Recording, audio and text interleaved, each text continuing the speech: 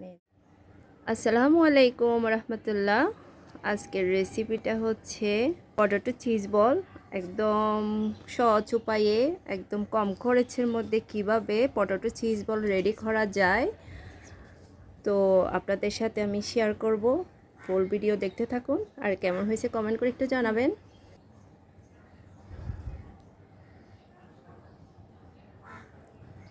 Wow,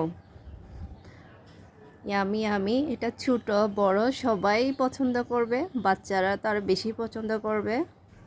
আপনারাও try করতে পারেন। এখানে হচ্ছে আমি 2টা আলু নিয়ে সিদ্ধ করে ফেলছি।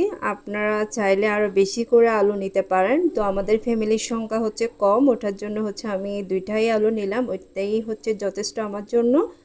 তারপর হচ্ছে আলুগুলো ভালো করে আমি মেখে নিছি। তারপর এখানে হচ্ছে মাখানোর টাইমে হচ্ছে আমি ব্ল্যাক পেপার দিছি, লবণ দিছি, আর হচ্ছে আর সামান্য করে একটু করে চিনি দিলাম।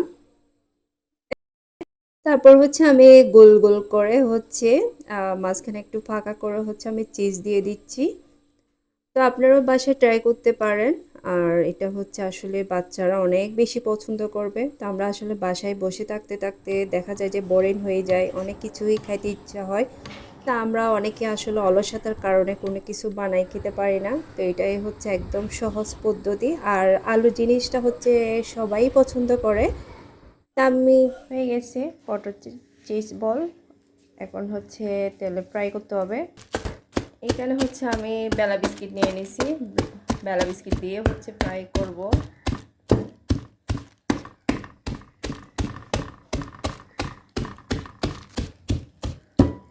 আমার গুঁড়া করা হয়ে গেছে।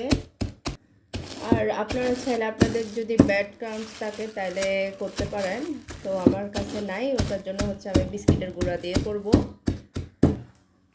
এদিকে হচ্ছে আমি ময়দা নিয়ে নিছি, ময়দাতে ভিজায় ভিজায় হচ্ছে ফ্রাই করতে হবে। খুব ভালো করে মিক্স করে ফেলতে হবে ময়দাগুলা পানিতে।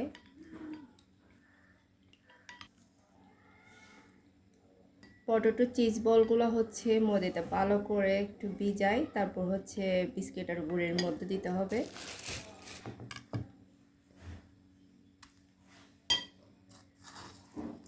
এবার হচ্ছে ভালো করে বিস্কুটের গুঁড়ের মধ্যে লাগাইতে হবে।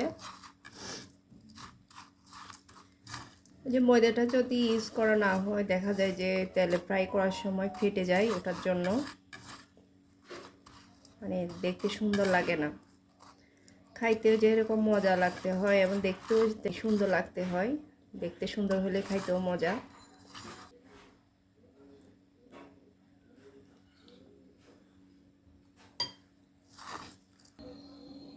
বিস্কিটের গুঁড়ার সাথে লাগানোর কাজ শেষ, এখন হচ্ছে তেলে ফ্রাই করতে হবে। এখানে হচ্ছে আমি তেল গরমে দিয়ে দিছি।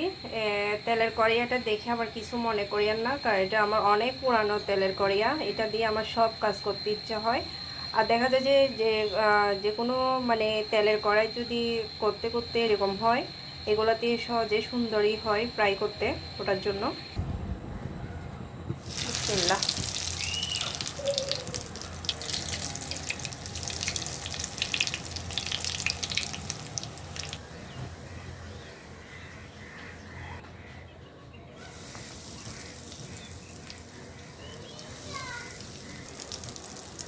আমার রেসিপি আর আমার ভিডিও যদি আপনাদের ভালো লাগে, আমার পেজটা ফলো দিয়ে রাখিয়েন, আর আমার ইউটিউব চ্যানেলটা সাবস্ক্রাইব করে রাখিয়েন। আমার ইউটিউব চ্যানেল হচ্ছে ববিস কুকিং।